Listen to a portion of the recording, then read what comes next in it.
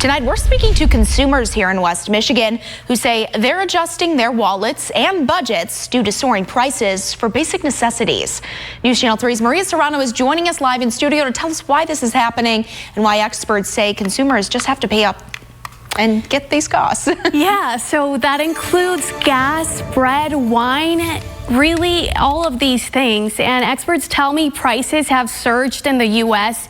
and globally in a short time frame, and it's directly impacted by the Russian invasion of Ukraine. Turns out having peace is great for business, and these high prices are largely driven by military conflict.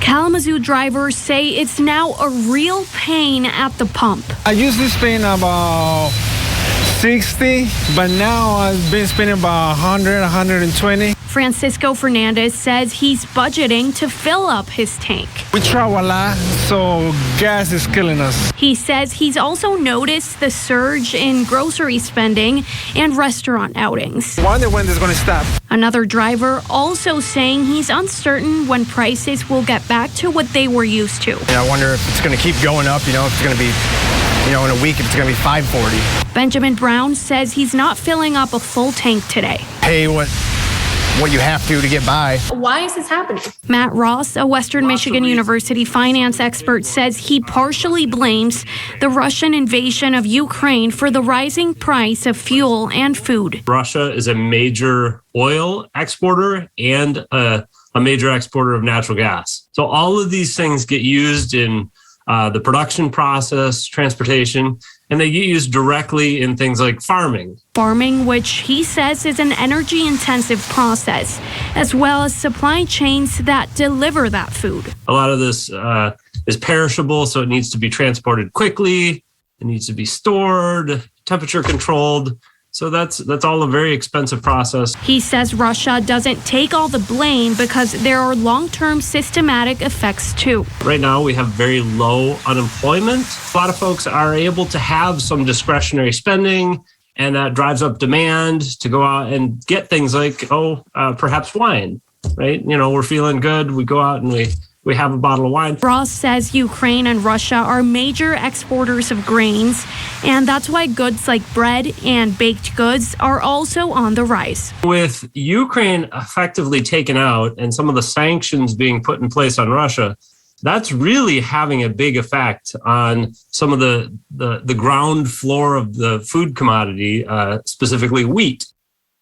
Now, according to AAA, today's national average for a gallon of regular gas is $4.32. With these gas prices, Trisha, I'm now ordering groceries online, hoping that saves me some gas money. I mean, it should help you out a little bit there, Maria. Also, warmer weather. It has. Take your bike, get your walking shoes on, anything to really save in the pump. Great idea. Thanks so much, Maria. A man is arrested after locking himself in a random apartment near Gull Road for hours. News Channel 3's Maria Serrano is joining us live in studio to tell us, Maria, this started at a road rage incident. Yes, Trisha, that's how it all started. And Kalamazoo Township Police tell me a man barricaded himself for 2 hours. And before that, he pointed a gun at somebody else on Gull Road. And when officers arrived, police say the suspect assaulted officers, got back in his vehicle, and ran into a police cruiser 3 times, trying to run officers over. Now, after a short chase, police say the suspect ran inside an apartment by Gull Road and locked himself in.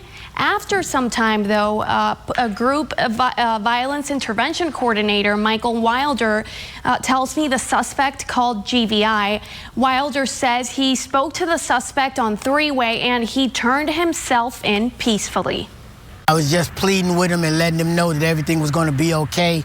He was extremely agitated. He thought the police was going to hurt him, and so he wouldn't come out, but we talked him down. This is fortunately a positive ending where no one was shot and killed, and that's a beautiful feeling.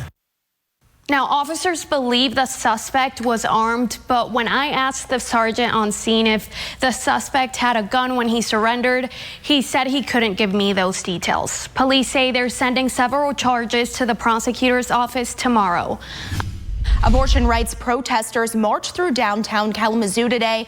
Dozens are speaking out against a legal opinion draft which suggests the U.S. Supreme Court will overturn the 1973 Roe v. Wade ruling that established abortion as a constitutional right. News Channel 3's Maria Serrano is joining us live in studio. And Maria, what are these protesters asking for? Trisha, you really couldn't miss them. They were on. This crowd was chanting and holding up pro-choice signs right there on Michigan Avenue. The crowd stood outside the federal building where hundreds of cars drove by. We saw dozens of cars honking in support of the abortion rights message protesters were promoting. Demonstrators tell me they're fighting to keep abortion a federally protected right. Many carried signs that read "My body, my choice," and also signs that read "Keep abortion rights safe and legal." I spoke to a group who says at the end of the day, abortion rights shouldn't be up for debate.